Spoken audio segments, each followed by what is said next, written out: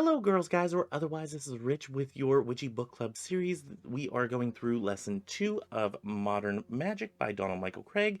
There is going to be a link down below. So if you do not have your own copy, you can get it there. It is an Amazon link. I would stress that I would rather people get their books and whatnot from a local bookstore or metaphysical shop, what have you, rather than going on Amazon. But if that is not available to you or not safe for you to do so, you can always go in the bottom bar in the description box and get your copy there. Jelly, what are you doing? Anyway. Before we go any further, I do want to also say thank you to our patrons. Thank you to Sophia, Linda, and Tyler. Thank you for being patrons on Patreon. If you would like to join in the fun, you can go. There is a link down below to the Patreon. The proceeds go to the church services and whatnot that we are starting up. So yeah, if you would like to get in there, you can get these videos early. This one is kind of coming in on the late side because I am a slow reader, and yeah, this is a very, very long chapter. So let's get into this. In our grandest of traditions, wow, I did the entire intro in like under 2 minutes. I also need to mention, if you are not yet subscribed, go ahead and hit that subscribe button, hit that like button, leave a comment, notify your neighbors or whatnot if it is safe for you to share these videos, share it around, and let me know what you think. Also, if you ever have anything to add or take away from the conversation, please go ahead and put that in the comments as well. As long as if it's respectful, it is much encouraged for you to comment. Anyway, in our grandest of traditions, let's go with the first sentence of the chapter. How Donald Michael Craig opens this this chapter, this lesson 2, as it were. So, in this part of the lesson, you will receive exact instructions for performing the lesser banishing ritual of the pentagram. Okay, a good start to the overall chapter. There is much more that is in this chapter in and of itself. I mean, it doesn't totally encompass everything in the chapter. He puts a lot of stuff into each chapter. And I'll get into a couple of the other things. This is also on page 39. By this time, you should be familiar with keeping a dream diary and a ritual diary. It is possible that you may have discovered some insights into yourself and your magical work as a result of your regular performance of the tarot contemplation ritual. So yeah, other than I have my notes here, other than the relaxation ritual and the lesser banishing ritual of the pentagram, there aren't any rituals that have really been mentioned, so there aren't really any rituals to record. I mean, what are you going to record? You're going to record how the lesser banishing ritual of the pentagram, how the tarot contemplation goes, the relaxation ritual. There's not really much that you can put in there. To me, it doesn't seem like there would be much to actually record. And I also have this book. If this is a first book for a new practitioner, doesn't cover much on ritual. It certainly does get into that in lesson 2 rather than lesson 1. There are some parts of lesson 2 that I wish were in lesson 1, because it would be a better way of getting the initiate, the beginner, into seeing how everything is put together and whatnot. So he goes into the lesser banishing ritual of the pentagram, initial preparation of the area. And I wanted to read this specifically.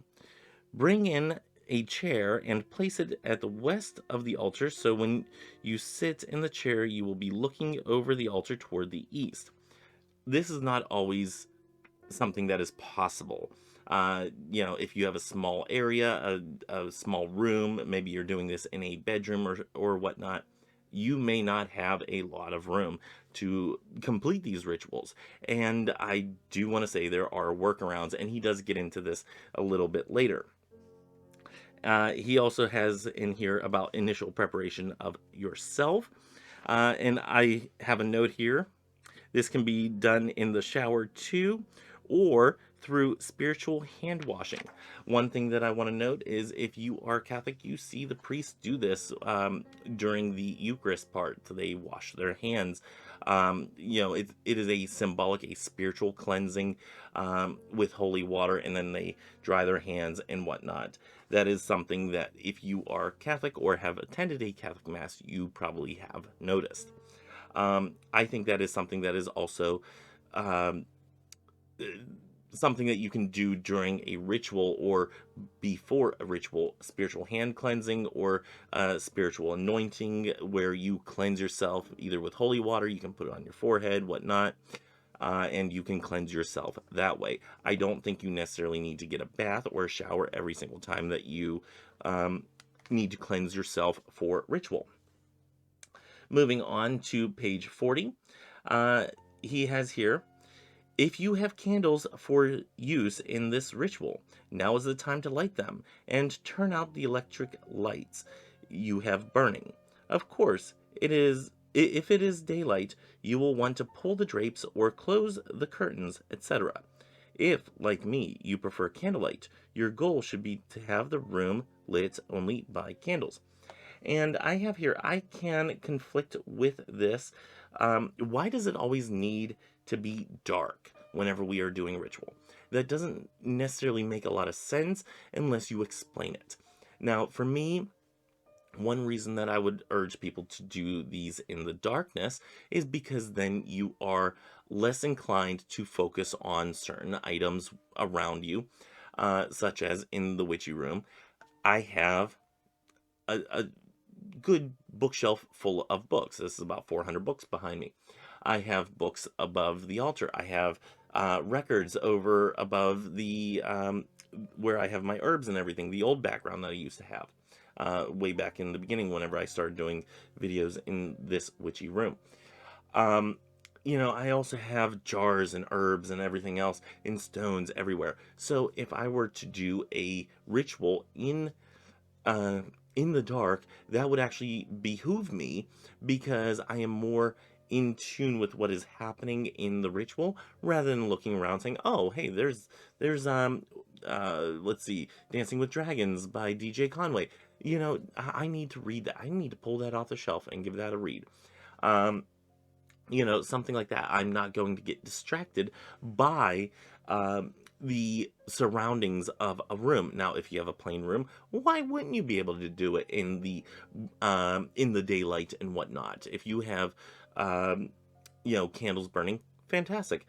If you have overhead lights on, I don't think that would really detract from it, as long as if you're able to focus at the task on hand. So I don't know why he says that it needs to be dark. That doesn't really make any sense, and that's the only reason that I could ever come up with in order to, make it make sense to me. So, if you have a reason why it should be dark, if you disagree with me, or if you agree with me, let me know in the comments down below. And we're going to just move on. He does give the ritual for the Kabbalistic cross. This is not something that I've tried before. There is something that I'm going to touch on here in a little bit with regards to that. Another resource that I will be using instead of this specifically for these types of rituals. I want to go to page 44 in the little box section where he has the ritual cleansing bath tips. He says, some oils can be very irritating to tender and sensitive tissues. And I have here, know your oils and their reaction before using them. This is a very important thing.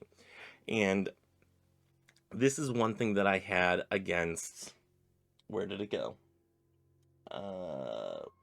What's the last name? The Christian Wicca, the Nancy Chandler Pittman, so it should be actually up here. Anyway, Who cares? This is one thing that I had against that specific book, and if you want to see my review of that, you can go back into my videos and whatnot. This is back in 2016, 2017. Is probably one of my most watched videos, where I completely went off on her. And one of my hangups was that you are telling people to use this oil and this oil, and you can use it and you can anoint yourself and blah blah blah.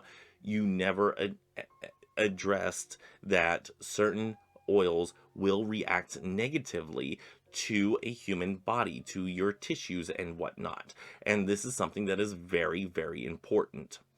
And say if you're using something that contains cinnamon, it can be a bad irritant to some people. If it's diluted enough and whatnot, you might just be fine.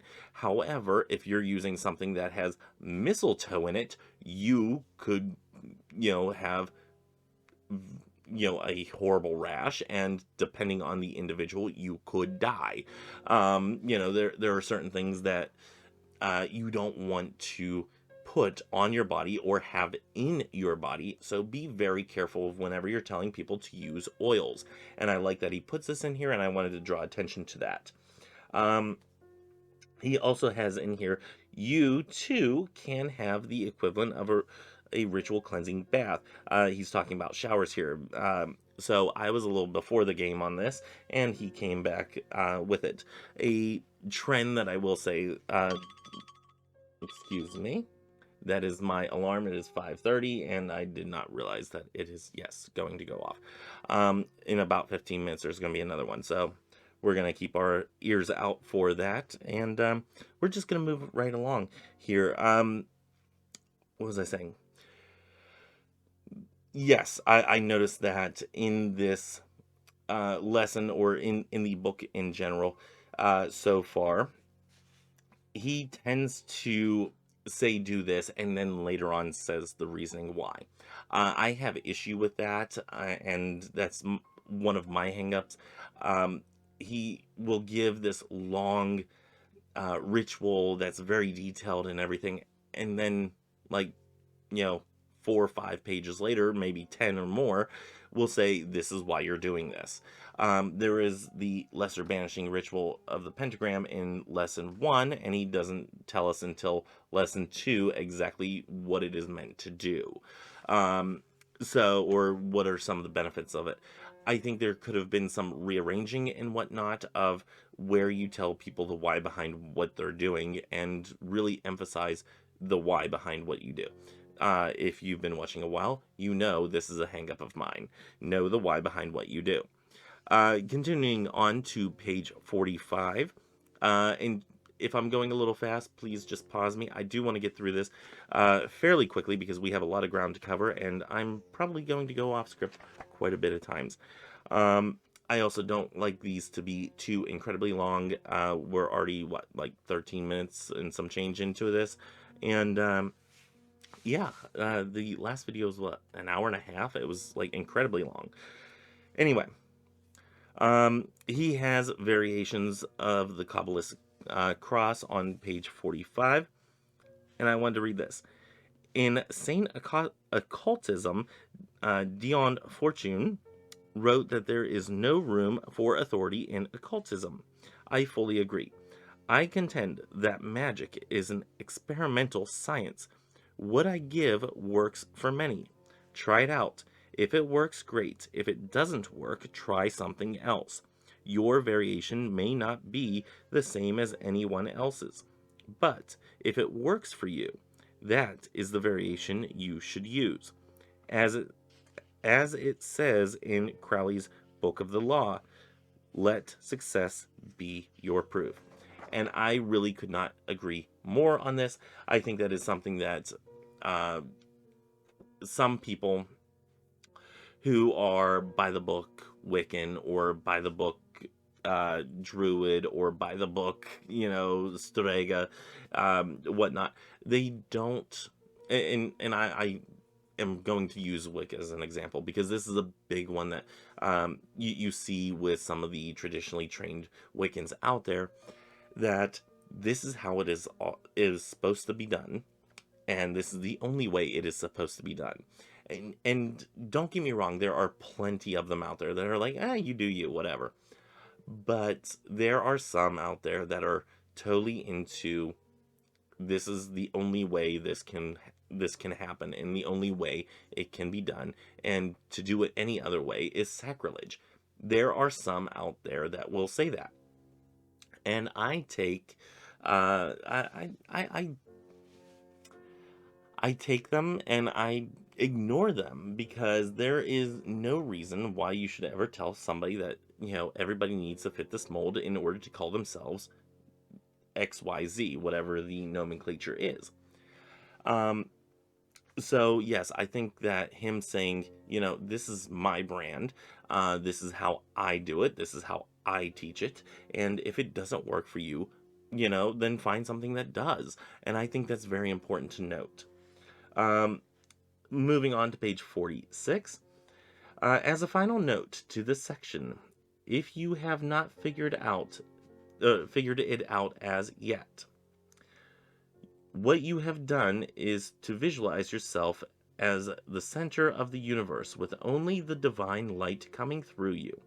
You may wish to remain in this position for a few minutes to feel its power. And I have here as a note, this should be first and expanded upon what this means. This should be what is said before you explain the ritual.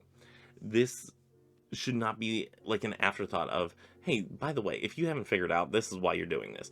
No. Please put it before, because having something like this laid out, now I don't think Donald Michael Craig would necessarily lead us into a bad situation. However, you as a practitioner should know what you're getting into when you go into a ritual. You should not be blindsided by, hey, by the way, this is what's happening. No, I need to know, like, when I go into a ritual to do something, especially if it's out of a book, I need to know what the effect is and what I'm trying or attempting to achieve. To just lead me blindly into a ritual, I'm not going to do it. So I kind of bumped against that. Moving on to page 47. The Kabbalah is a monotheistic tradition, and I slightly disagree. As others in other texts have stated, and as he is going to state later in this lesson, that you needn't believe in a certain deity or any at all. So I kind of bumped against this. Maybe at its core, at its origin, it was. However, certain flavors of Kabbalah are out there for anybody and is free for the taking and adapting and whatnot. I have a note at the bottom of page 47. In the same way, there are many names for God, but there is only one source of all. And I sort of I have just the note Drighton ? Here I don't know if we're all saying the same thing, or no, I shouldn't say all. If Christopher Penczak and Donald Michael Craig are speaking the same language, possibly, but are we talking about the same source, the same all, and we're just calling it by different names? Donald Michael Craig might have called it God, or any one of 36 Hebrew names. He might have addressed deity that way. However, you go to Christopher Penczak, who says the ultimate is the Drighton figure. And is that who it is? Or are we just saying the same thing, but we have different words for it? Is it one crystal and we're all looking at different facets? That type of thing. I have a note on page 48 with the evocation of the archangels. And I like this version. Hold on, I gotta read my handwriting here. I have it going this way. So I like this version of Invocation, but I also like the movement to be to the quarters. And I'm going to get to that in just a second, I think. Hold on. It's going to be a little while. Okay, hold on. Now, about a year ago, I bought this handy little book. This is the ACP Clergy Handbook. This is actually the Apostolic Church of the Pleroma, and this is a Gnostic church. Now, one thing that they have in here, this is, for the clergy and whatnot. This is the handbook that you would go by to perform your services, your rituals, and whatnot for your Sunday Mass.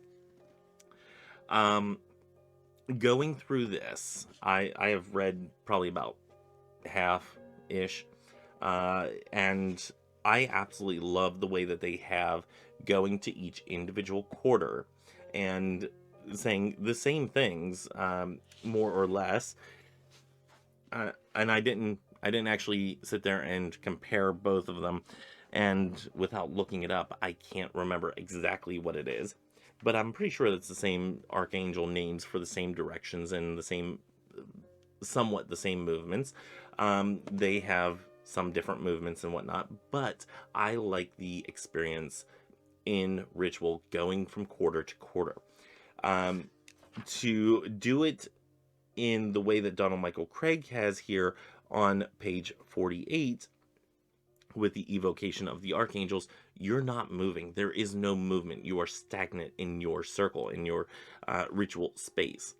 And yes, there is a little bit of you are commanding them rather than inviting them, and that's fine, and I understand that. But I think you can still go from quarter to quarter and, command them to be present. Now, I think that with the evocation of the archangels as it's written here, if you are in a situation where you might be in trouble, saying these might be a more preferred method. Or if you don't have enough room in the space that you're in, this might be a preferred method. I, however, will continue going from quarter to quarter, because that is how I'm most comfortable doing it. And I can tell you right now, I would absolutely change this in a ritual setting. Moving on to page 51, I'm going to go ahead and have a little drink here. Hold on.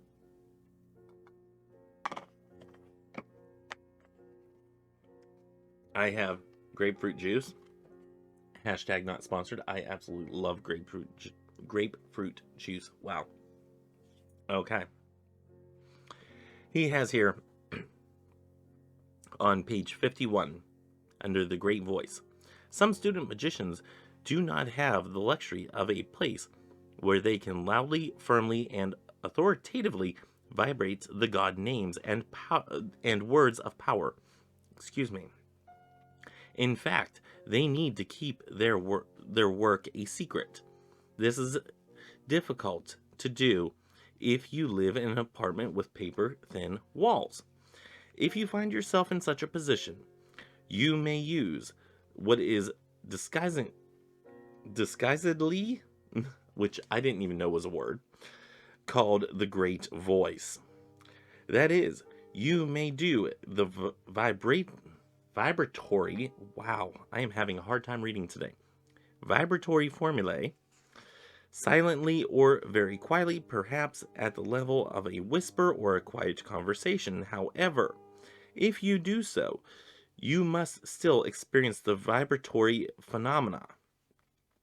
You must feel the various parts of your body vibrate when doing the invocatory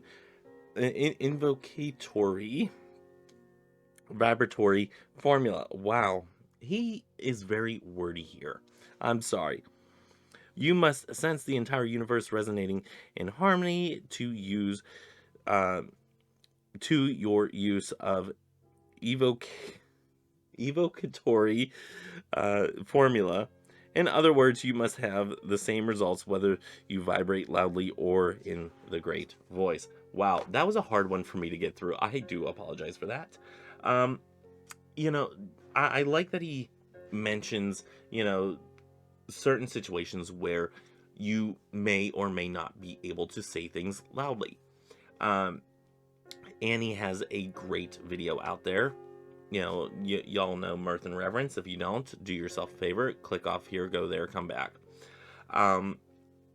But Annie has a great video. It is completely a silent ritual, and she does it all with hand mudras that I think she either created or that were taught to her. It's been a while since I've seen that video, so I do apologize on not knowing exactly the specifics. So, I think that doing a silent ritual is just as effective. If not, it works on the imagination and the senses more. The thing that you don't get is the vibratory sensation that you are supposed to get with saying these words. I get that. And I kind of feel that you should be able to still do and complete all of these things completely silent. There are some people who can't talk, or they can't talk to vibrate or whatnot, and vibrate to what is being necessary. There are some people that are so soft spoken that they will not be able to vibrate in the way that that is explained here. It's not really easily accessible to everybody, and I have issue with that. I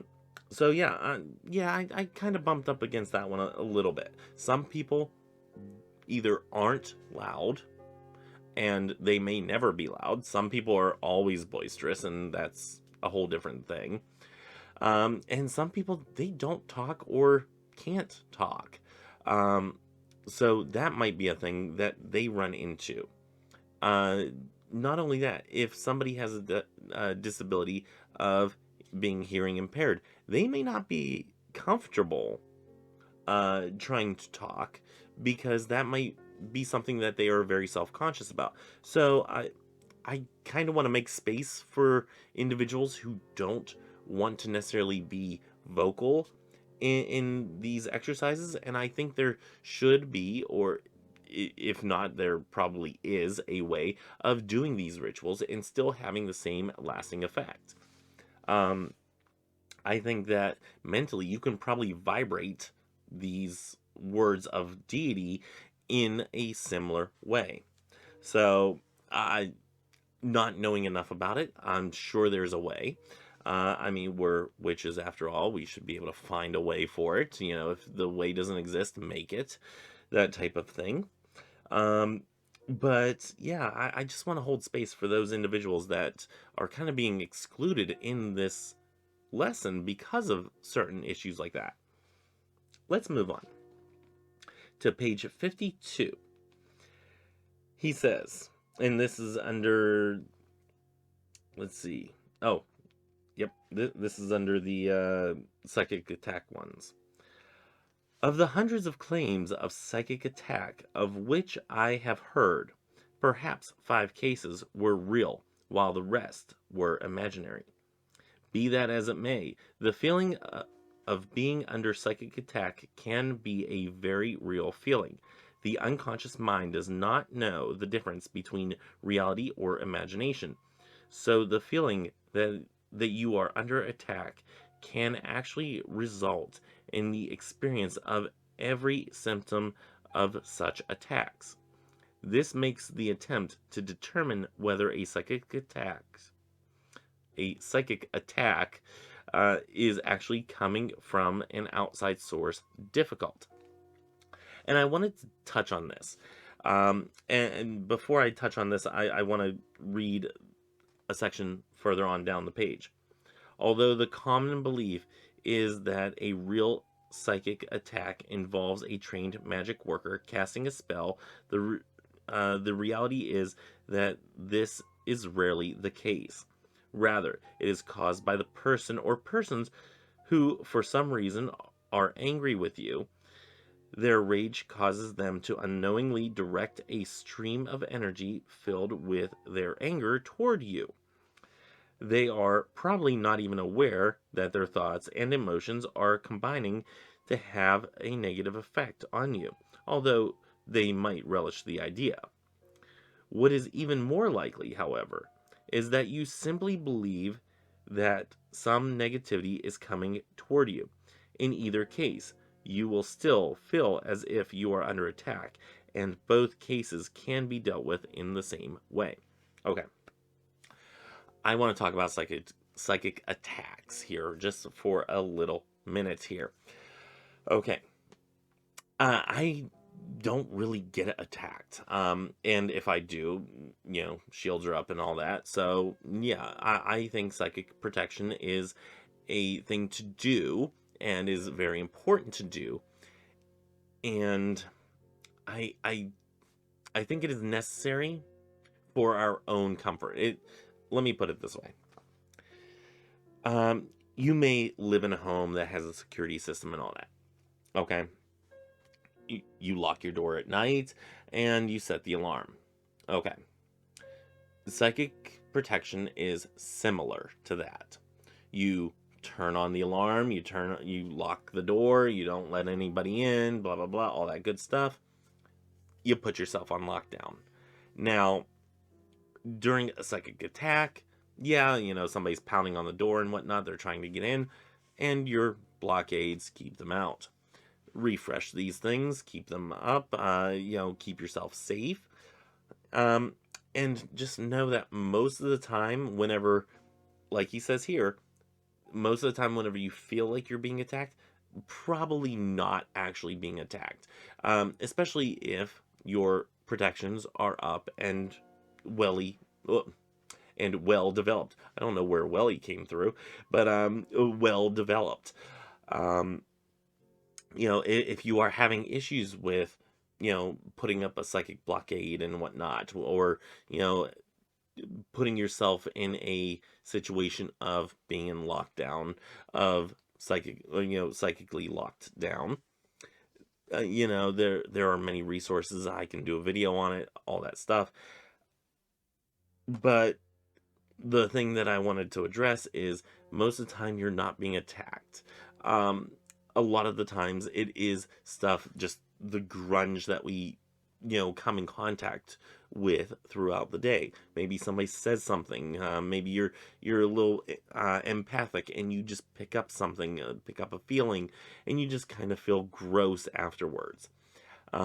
Yes, there are some people that you will come in contact with that make you want to get a shower and be cleansed afterwards.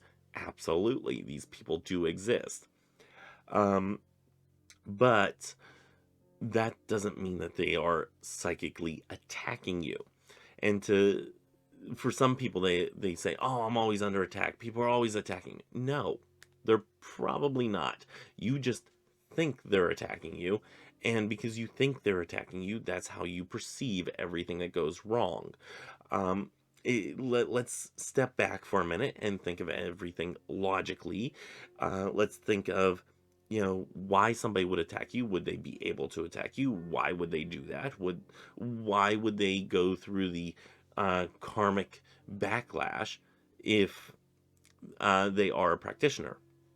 So, let's think of this logically and then proceed from there. If it is somebody who definitely would do a psychic attack, let's address that when that time comes, if you reach that conclusion logically. But yeah, I do agree with him here. Most of the time, whenever you're being attacked or think you're being attacked, you're probably not. You're probably perceiving that, or it is probably just gunk that you got throughout the day, and that's easy to deal with for the most part. Let's just be logic about it. And I wanted to talk about on page 53, a simple tip for if your room is cockeyed, so askew or just a little bit off.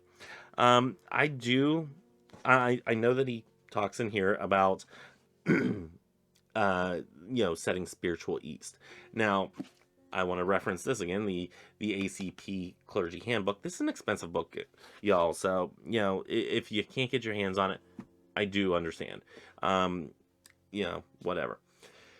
And maybe I'll go through that and we'll examine some of the rituals in there and whatnot. But in that book, I like that they call it Temple East. You have Temple East, West, Temple South, and Temple North, etc.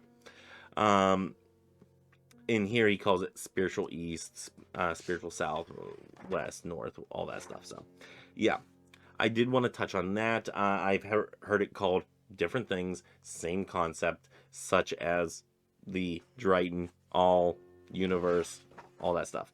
Okay, I want to skip a few pages here and go on to, let's see, the 4 adorations. This is on page 56, 57, blah, blah, blah, all that stuff. Let's see, it goes 56 through 60. Okay, I just have general notes on the entire thing. I am not a fan of these. Some has to do with the Aleister Crowley of it all.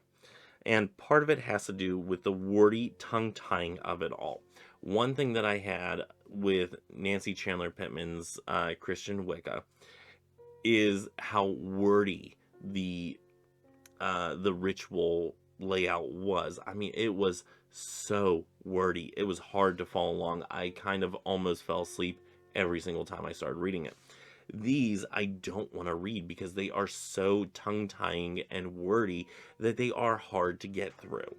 So I kind of bumped against that. I did not enjoy reading these because they don't roll off the tongue. It's not something easy to memorize and get through, especially if you're supposed to be doing these 4 times a day. You're supposed to, say in the morning, whenever you get up, and then it's midday, sunset, and then before you go to bed. So, I mean, I have issues with this because they're not easy to say. They're not going to be easy to remember. And I would rather do something such as the daily office. Now, you can do the Gnostic Book of Hours. Where is it? Oh, son of a gun. See, I rearranged everything, and now I can't find any of them without my spreadsheet. I think there's... where did it go?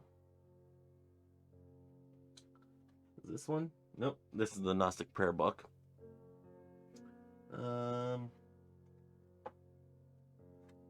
Yeah, I'm not gonna be able to find it very quickly. But the Gnostic Book of Hours, or some type of daily office, or little office as it's known. You can look this up online. What, especially for Christo-Pagans out there, this might be something that you might even want to set up from scratch. And these are just little things where you take a little bit of time out of your day and you sit there with deity and you honor nature and you honor deity in that time. And I even have that written here. To me, it would be more beneficial to pray the daily hours or come up with something more personal to honor the times of the day and deity. What you're really wanting to do is you're wanting to honor the East, South, West, North. You're wanting to honor those times of the day and what they mean and the corresponding directions. You want to honor deity in that time. Now, you can still do the same hand signals, and that's fine. You don't necessarily have to do it. It is more about taking that time, stepping back from the mundane, sitting in that moment and being in that moment with deity, with your practice, with your faith. And I also have here, this type of devotion also reminds me of Muslims praying 5 times a day. It is beautiful at its core, whether you agree with Islam or not. I have a copy of the Quran that I intend to read. It is, let's see, I think is it right there? Somewhere right around here. Nope, that's the Tibetan Book of the Dead. Where did the... Oh, it's actually right here, this white book. So, yeah, I intend to read the Quran. So, I find the Muslim faith and the devotion that they put into praying 5 times a day towards Mecca, I find that beautiful. You are literally taking part of your day, stopping everything that you're doing in order to have that moment with deity. That is very important to me. And this reminds me of that. Now, moving on to page 62, we're actually making good time here. Under part 3, at the very bottom of the page, one complaint I frequently hear from many people is that the Kabbalah is confusing or boring. I have confusing, yes, boring, no. I don't find it boring. I find certain parts of it confusing. I need more of a dumbed down version, even dumbered down than this. This can be very, very much a fast-paced type of learning style. If you are not somebody who is familiar with Jewish tradition and Jewish verbiage, then you might have issues with studying the Kabbalah. I can't tell you how long ago I've gotten this book, and I've never gotten all the way through it. I've gotten, where is it? Oh, geez. See, y'all, I can't find anything anymore, unless I know the author. But anyway, I have a couple books on Kabbalah, enough that it actually denotes having its own category in my library back here whenever I put it in the spreadsheet and whatnot. But I've had a couple books on Kabbalah trying to find the easiest way to at least jumpstart and get into it so I know what they're talking about. And it is very, very difficult for me to get into it because it's not something that comes as second nature, or it's not something that's easily related to. So it's a little hard for me to get into the Kabbalah because they always seem to start out so difficult. And actually, I think it is... Nope, never mind. I thought it was down there. It's not.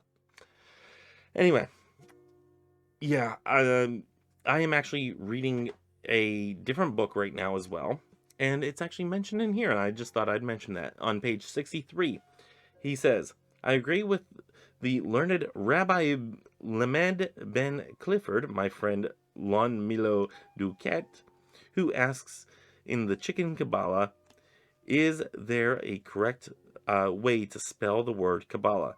He answers, hell no.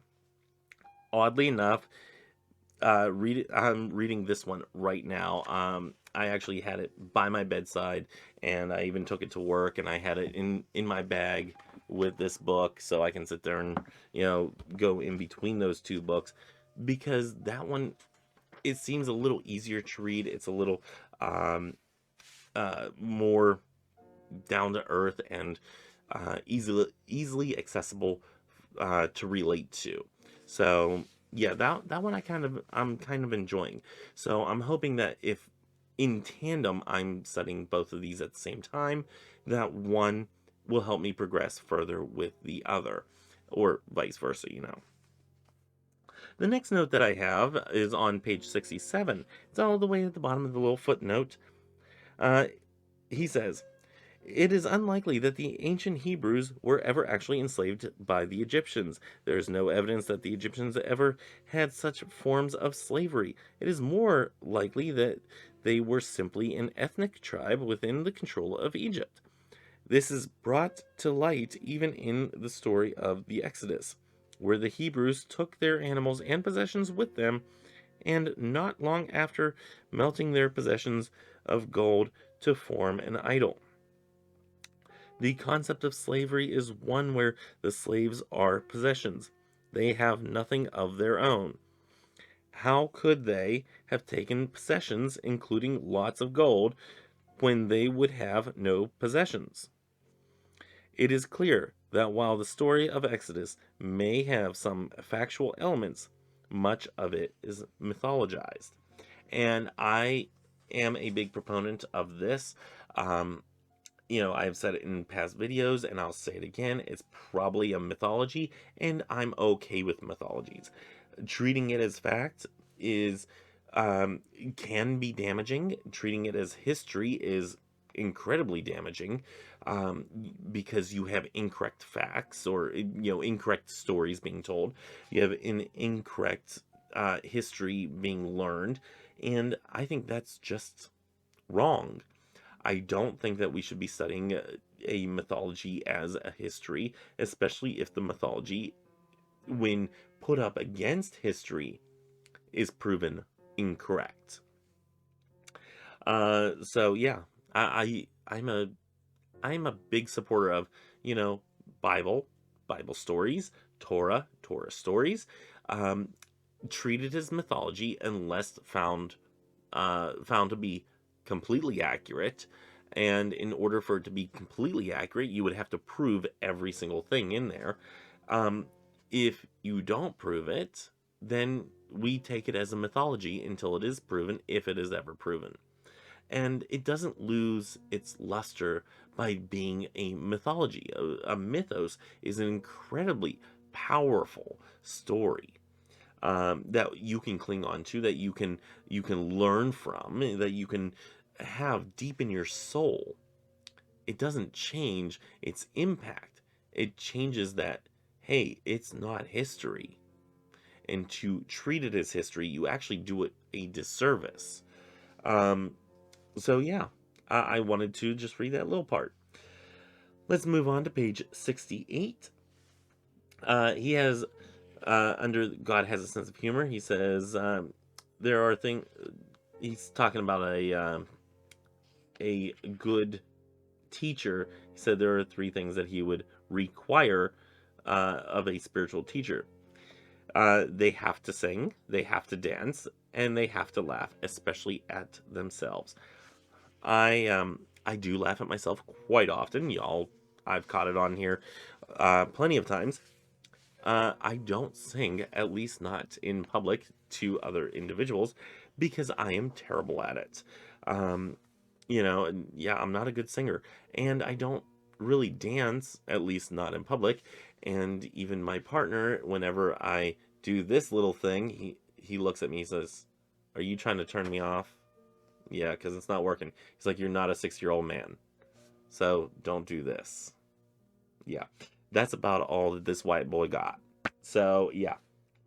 Anywho, I'm not a good dancer. He doesn't say yet that you have to be good, but dancing and singing, not good at it. I do it for myself, and in the presence of just deity or jelly. Um, I don't do it in front of other individuals. So yeah. Anyway, I just want to make that clear. And making fun of myself, yes, I do it plenty. I do it all the time. Anyway, moving on to page 72. He's talking about making your own type of cipher and whatnot. I specifically wanted to read about the Tamora. Is a system of transposition of letters such as is used in cryptography. This is going to be a hard time. And making of codes. Its primary importance is in interpretation of the Torah, known as exegesis, or exegesis. Wow. Anyway, moving on. And in making of talismans. Y'all, if I could read it, would be great. There are several different forms of Tamora, and theoretically, there's no reason why you could not make up your own. Here are some of the more popular methods of this system, and the reason I picked this out, I'm not going to read the other ones. I have actually made my own cipher. I've actually, I've done it on with the Masonic cipher as a base, and then I've made it my own. So yeah, I've actually done this, and for my Book of Shadows in the sections where maybe it is a more potent spell that I don't want somebody to just come across. Maybe it's something very personal, something like that. I will use a cipher. Maybe one day I will release my Book of Shadows and the entire thing will all be in cipher. And then in order to do that, you'll have to go through and decode all of it. I think that would be fun. I would totally buy a book like that. But, yeah, not doing that. It would take forever. Anyway, yeah, I would encourage individuals to make their own cipher of some sort, whether you're using the Theban alphabet, runes. Maybe you're using something like I do with the Masonic ciphers. There are several of them out there. I would encourage individuals to come up with their own type of cipher. Even if it is like a numerical cipher where A equals 1, B equals 2, that type of thing. That would be totally fine. It'd be a little bit more difficult, but yeah, you can definitely do it. A transposition cipher of some sort would work. As long as if you know it, nobody else needs to. And I think this is a fantastic exercise to journal more with your within your Book of Shadows. Maybe you have an entry in there that you want to put in, but you're like, oh, I don't know, maybe I will, maybe I won't. Or maybe one that's been in there for a while that you're like, oh, I wish this wasn't so out there in the open. Make it a cipher, or just do a cipher anyway and just make it look secretive. It could be that you're explaining what the moon cycles are and it's completely in cipher. That's okay. A foreign language would be a fun one. Translate a word into a foreign language and then have a cipher from there. You could totally do that. Yeah, there's tons of ways that you can do it. And if you have a way, do share if you do, down in the comments down below. I'm very interested in finding this out. Anyway, we're at 53 minutes by my clock before editing. There's going to be very little editing of this because it is almost 6:15 now, and yeah, we need to get moving.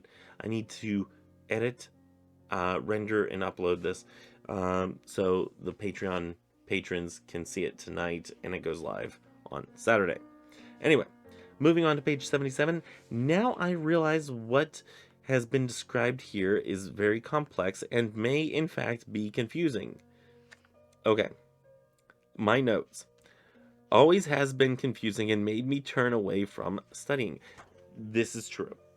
There are so many times I've picked up this book that I've wanted to study this book and actually go along with the things of this book and, do the different rituals and whatnot. But it always seemed so confusing. Now, what I'm going to do is I'm going to write down the words that are supposed to be said, the way that things are supposed to be done in rituals and whatnot, and I'm going to try them out. Not only am I going to try them out, if they don't work in the way that I,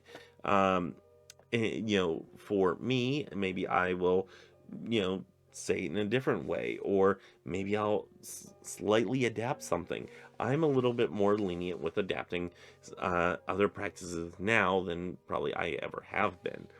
But yeah, if I ever want to get through this book, and if I ever want to actually study even parts of Kabbalah, I think that would be important to do, is at least kind of trudge through it to get to where you need to be.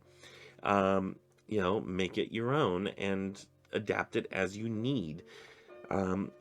If you don't do it per the book, at least try to shoot for near it, near the, as close as you can to the book. Let me put it that way. Best way to put it. Page 82, I think this is my last note. Other people have told me of seeing, this is about little Nassies. Other people have told me about, of seeing friends who weren't there, as I did, and others have heard voices calling them. Some people see bright, sparkly spots floating through the air. Perhaps even without training, you have heard someone call your name. Only no one did so. At that time, for a moment, your astral hearing was open enough to hear one of those little nasties.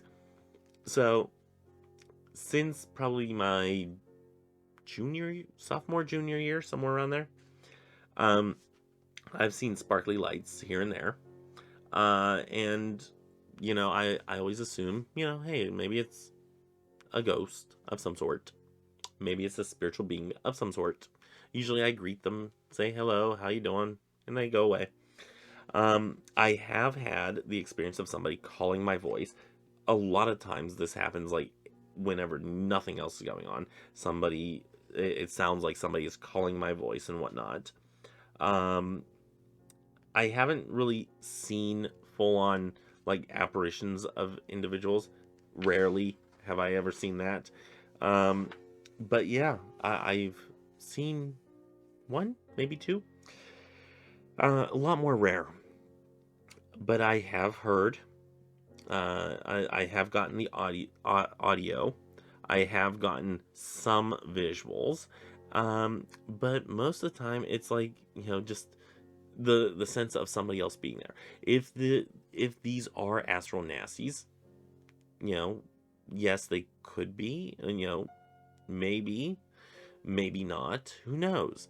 And yeah, I kind of just deal with them as I need to. It's not really a bother, but he does talk about them here, and I kind of share that experience of in a way, and I wanted to draw attention to that. So yeah, that's all that I have for this chapter. It was a long chapter. I'm a slow reader, like I've said before, and it took me a lot to get through this chapter. There was a lot of confusing parts. The other day I was laying in bed reading, and whenever I lay down, I like to lay down on my stomach to read. To me that's more comfortable. I can actually set the book down. I can underline or take notes as I need, and we have a fun time. Me, the dogs, the cats, whoever, will sit there and read.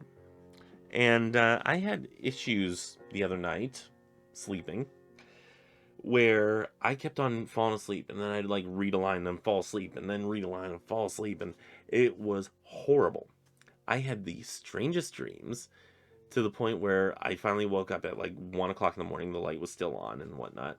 I turned off the light, I put the book away and all that, and then I slept just fine. It was really weird, and it was a lot of Kabbalah and whatnot.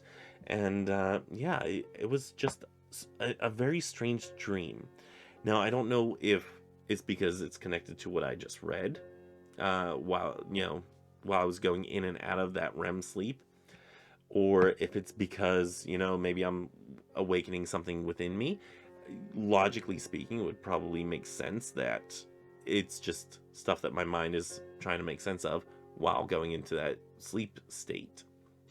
But I found that interesting either way. And yeah, I don't think I'm going to sit there and just read whenever I'm tired and whatnot, because of the weird effects that had for like, I think it was like 2 hours or something like that, or 2 or 3 hours.